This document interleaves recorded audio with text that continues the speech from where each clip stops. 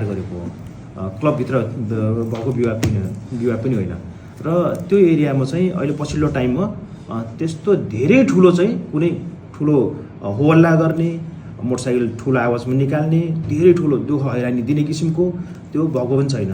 र जहाँसम्म प्रहरीको सक्रियता छ, प्रहरीको सक्रियता 12 बजीसम्म त म आफै पनि हुन्छु, म आफै पनि निगरानी गर्छु। त्यसपछि म चाहिँ सेट मोनिटर गर्छु र मेरो आफ्नो प्रहरी कहाँ छन् भनेर मैले चाहिँ मोनिटर पनि गर्छु। र प्लान बी को अगाडि र कन्सेप्ट अगाडि यिनलाई चाहिँ अलिकति नियन्त्रित, अलिक मर्यादित बनाउनु पर्छ भन्ने हिसाबले र उनीहरूको रात्रि कार्यले चाहिँ व्यवसायलाई हामीले कुनै पनि समस्या सिर्जना गर्नु हुँदैन, अथवा त्यहाँ कुनै विवाद भयो भने प्रहरीले चाहिँ तत्काल रेस्पोन्स गर्ने गरी हाम्रो प्रहरी जहिले पनि त्यहाँ परिचालित छ। त्यो दिन पनि हाम्रो 2 जना प्रहरी कन्सेप्टकै अगाडि उभिया छन्। त्यो विवाद हुँदाखेरि पनि प्रहरीलाई चाहिँ त्यही अगाडि छ।